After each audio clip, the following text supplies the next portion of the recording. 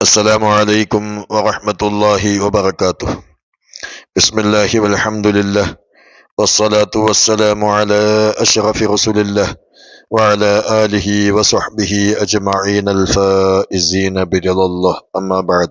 ഏറ്റവും സ്നേഹം നിറഞ്ഞ മുഅ്മിനീങ്ങളെ, ഉമ്മമാരെ, ജ്യേഷ്ഠാഞ്ചന്മാരെ, സഹോദരിമാരെ, മഹത്വങ്ങൾ നിറഞ്ഞ വിശുദ്ധ റമദാനിൽ നിന്ന് ഓരോ ദിനങ്ങളും കൊഴിഞ്ഞ് പോയിക്കൊണ്ടിരിക്കുകയാണ്. അല്ലാഹു സുബ്ഹാനഹു വ തആല ഇനി ബാക്കിയുള്ള ദിനങ്ങളിൽ അതിൻ്റെ അർഹമായ പരിഗണന നൽകിക്കൊണ്ട് അഅ്മാലുകൾ ചെയ്യാനുള്ള ഭാഗ്യം നമുക്കും ബന്ധപ്പെട്ടവർക്കും പ്രദാനം ചെയ്യുമാറാവട്ടെ. നാം ഈ പറയുന്നതും കേൾക്കുന്നതുമായ മുഴുവൻ കാര്യങ്ങളും അവൻ പൊരുത്തപ്പെടുന്ന ഒരു അമലായി അല്ലാഹു തആല മാറ്റി തരുമാറാവട്ടെ. ഇന്ന് ഞാൻ പറയാൻ ഉദ്ദേശിക്കുന്നത് നമ്മുടെ സബ്സ്ക്രൈബിന്റെ കൂട്ടത്തിൽ നിന്ന് ചോദിച്ച ഒരു ചോദ്യത്തിനുള്ള പരിഹാരമാണ്. അഥവാ എത്രയോ ആളുകൾ വളരെ അധികം പ്രയാസം അനുഭവിക്കുന്ന ഒരു സംഭവമാണ് മറവി എന്നുള്ള ഒരു രോഗം.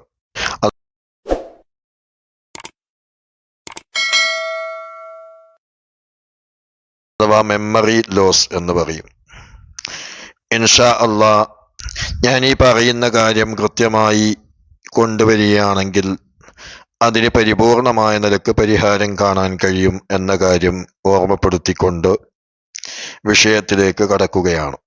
ലോകത്ത് അല്ലാഹു സുബ്ഹാനഹു വ തആല ഇറക്കിയ വിശുദ്ധ ഖുർആനിലെ 286 ആയത്തുകൾ ഉള്ള സൂറത്ത് അൽ ബഖറ, ആ അൽ ബഖറ സൂറത്തിൽ 6120 വാക്കുകളും 25,500 ഹർഫുകളും ഉൾക്കൊണ്ടതാണ്.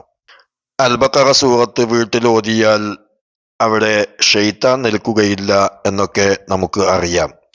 അതുപോലെ തന്നെ ഇതിൽ നിന്നൊരു 10 ആയത്ത് നിത്യവും പതിവാക്കുകയാണെങ്കിൽ, ഉറങ്ങുന്ന സമയത്ത് പതിവാക്കുകയാണെങ്കിൽ പഠിച്ചത് മറന്നു പോവുകയില്ല എന്നതാണ്.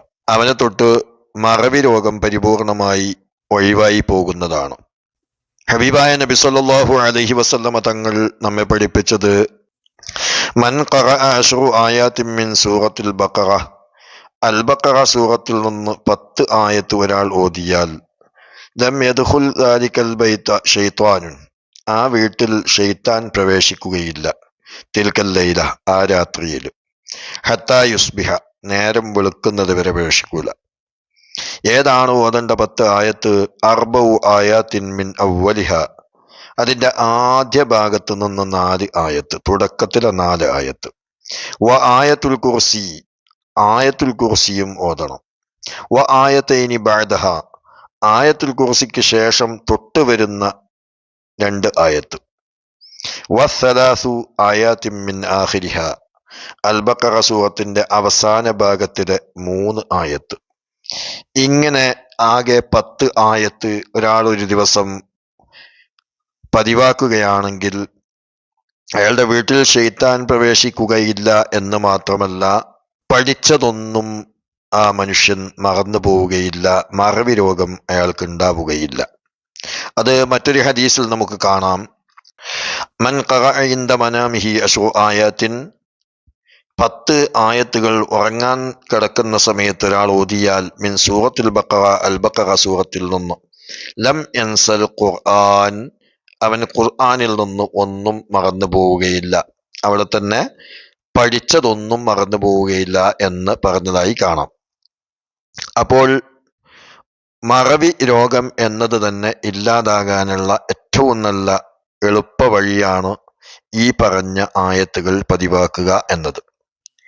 മറവി എന്നത് ഉണ്ടാകുന്നത് തന്നെ ശൈത്താനിന്റെ ഭാഗത്ത് നിന്നാണ്. ആളുകൾക്ക് മറവി അധികരിപ്പിക്കലാണ് ശൈത്വാനിന്റെ ജോലി. കാരണം അവൻ ഉദ്ദേശിച്ച രൂപത്തിലേക്ക് ആളുകളെ എത്തിക്കണമെങ്കിൽ ആളുകൾ ഓരോ കാര്യങ്ങളും മറക്കണം. അതുകൊണ്ട് മറവി ഉണ്ടാക്കുന്നത് തന്നെ ശൈത്താനാണെന്ന് ആദ്യം നാം മനസ്സിലാക്കണം. അപ്പോൾ വീട്ടിൽ ഈ 10 ആയത്ത് ഓതിയാൽ അവിടെ നിന്ന് ശൈത്താൻ പുറത്തു പോകുമെന്ന് പറഞ്ഞു. ശൈത്താൻ പുറത്തു പോകുമ്പോൾ അത് നമ്മോടും നമ്മുടെ വീട്ടിനോടും എല്ലാം വിടവാങ്ങുകയാണ് ശൈത്താൻ. അങ്ങനെ വിടവാങ്ങുമ്പോൾ അള്ളാഹുവിന്റെ അനുഗ്രഹത്തോടുകൂടി മറവി രോഗം എന്ന് പറയുന്നത് ഇല്ലാതാവുകയും ചെയ്യുന്നു എന്നാണ് നാം മനസ്സിലാക്കേണ്ടത്. ഇൻഷാ അള്ളാഹ് എല്ലാ ദിവസവും രാത്രി കിടക്കുന്നതിന് മുമ്പ് വുളൂഓടുകൂടെ ഖിബിലയിലേക്ക് മുന്നിട്ടിരുന്നു കൊണ്ട് ഈ പറഞ്ഞ ഭാഗങ്ങൾ നാം പാരായണം ചെയ്യണം. അഥവാ അൽ ബഖറയുടെ തുടക്ക ഭാഗം 4 ആയത്ത്. ഫസ്റ്റ് നമ്മൾ മുസ്ഹഫ് മറിച്ചാൽ ഫാത്തിഹയ്ക്ക് ശേഷം ഒന്നിച്ചുള്ളത് 5 ആയത്താണ്. അതിൽ ഒന്ന് ഒഴിവാക്കി അലിഫ് ലാം മീം എന്നത് മുതൽ തുടങ്ങിയിട്ട് 4 ആയത്ത് മാത്രം ഓതുക. ശേഷം ആയത്തുൽ കുർസി ഓതുക. ആയത്തുൽ കുർസിക്ക് ശേഷം തൊട്ട് ആയത്തുൽ കുർസിന്റെ ബാക്കിൽ തന്നെ വരുന്ന 2 ആയത്തുകൾ അതും ഓതുക. ശേഷം ആമന റസൂലു തുടങ്ങുന്നതിന്റെ തൊട്ട് മുമ്പ് ലില്ലാഹി മാഫിസ് സമാവാതി വമാഫിൽ അർള് എന്ന് തുടങ്ങുന്ന ആയത്ത് മുതൽ ആമന റസൂലുവിന്റെ അവസാനം വരെ ഓതുക. ഇങ്ങനെയാണ് 10 ആയത്ത് പൂർത്തിയാക്കേണ്ടത്. ഇൻഷാ അള്ളാഹ് എത്ര വലിയ മെമ്മറി ലോസ് ഉള്ളവർക്കാണെങ്കിലും ഇത് വലിയ ഫലം ചെയ്യുമെന്ന് നിങ്ങളെ അറിയിക്കുകയാണ്. അസ്സലാമു അലൈക്കും വറഹ്മത്തുള്ളാഹി വബറകാതുഹു.